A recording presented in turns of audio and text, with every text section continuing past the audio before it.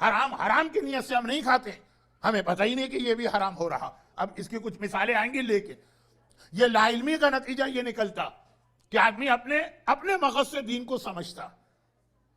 دین ہے کامل، تمہارا مغز ہے انکمپلیٹ، کیسے سمجھ میں آئے گا؟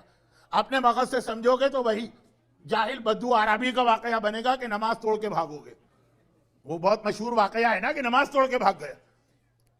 عربی اسے کہتے ہیں جو جنگل میں رہتا ہے، مہینے میں ایک بار ضروری چیزیں خریدنے شہر میں آتا ہے، پھر جنگل میں اکیلا، ایک اونٹ، وہی اس کی ساری زندگی.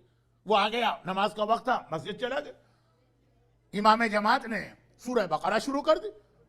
سورہ بقرہ 2 پاروں سے بھی زیادہ ہے، گھنٹہ لگے گا اس کے اندر، 1 گھنٹے سے زیادہ. اس کو کیا پتا تھا کہ نماز کا مطلب پھنس جاؤں گا میں، پہلو بدل رہا تھا، یہ بھی نہیں معلوم کہ کتنی دیر میں ختم ہونے والا ہے سورہ بقرہ. وہ حافظ قرآن تو ہے نہیں. آپ نے دیکھا ہوگا کہ جب بک کے ذریعے سے دعائیں پڑھی جاتی تھیں، اگر کوئی لمبی دعا مولانا نے شروع کر دی تو لوگ پیج الٹ کے دیکھتے تھے کہ کتنے پیج باقی ہیں. اب یہ تو آج کل سلائٹ ولائٹ آ جاتی ہے، کتابیں بھی ختم ہو رہی ہیں. تو اب یہ ہے کہ اس کو کیا معلوم، اب ختم، اور 1.5 گھنٹہ لگ گیا نماز میں. خیر نماز پڑھ کے گیا، اگلے مہینے پھر شاپنگ کے لیے آیا. اسی مسجد میں گیا تو ان امام صاحب نے سورہ فیل شروع کر دی. بقرہ عربی میں کہتے ہیں گائے کو، فیل کہتے ہیں ہاتھی کو. اچھا وہ سورہ فیل اتنا منا سا سورہ، اتنا منا سا، 4 یا 5 آیتیں. الم تر کیف فعل ربک باصحاب الفیل الم یجعل کیدہم فی تضلیل. بہت چھوٹا سا سورہ. اس کو کیا معلوم، اپنے مغز سے سوچا گائے کا سورہ تو اتنا بڑا تھا، تو ہاتھی کا سورہ تو اتنا بڑا ہوگا، رات تک یہیں کھڑا رہنا پڑے گا، نماز توڑ کے بھاگا.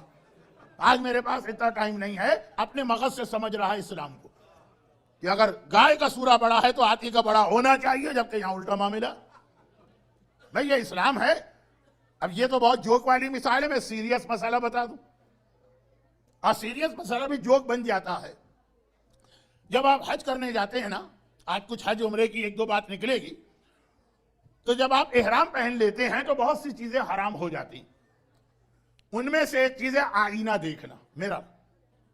احرام کی حالت میں مرر نہیں دیکھ سکتے ہیں. تو مسائل کو تھوڑی بتا رہا ہوں کہ پوری تفصیل میں جاؤں. ان جنرل مسئلہ کے احرام کی 25 حرام چیزوں میں ایک مرر، اور یہ مرد اور عورت دونوں پر حرام ہے. کیونکہ کچھ حرام چیزیں ہیں جو عورتوں کے لیے جائز ہیں، مردوں کے لیے حرام ہیں.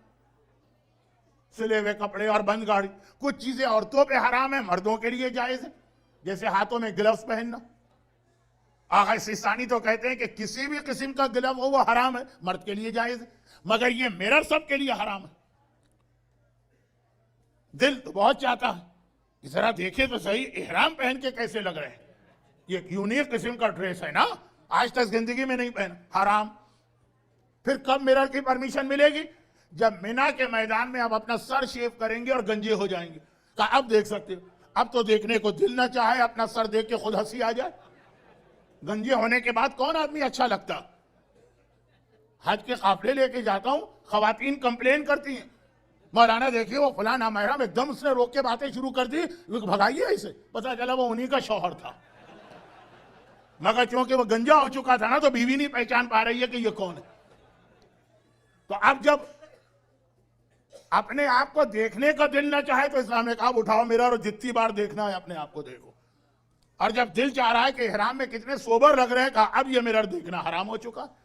اسی کا نام اسلام ہے. جو خدا کہہ دے، جس وقت کہہ دے، اسی کو ماننا. برا لگے تو ماننا ہے، اچھا لگے تو ماننا. تو اب یہ کہ اپنے مقصد سے اسلام نہ سمجھے. کسی نے کہا مولانا یہ تو بالکل کامن سینس کے خلاف.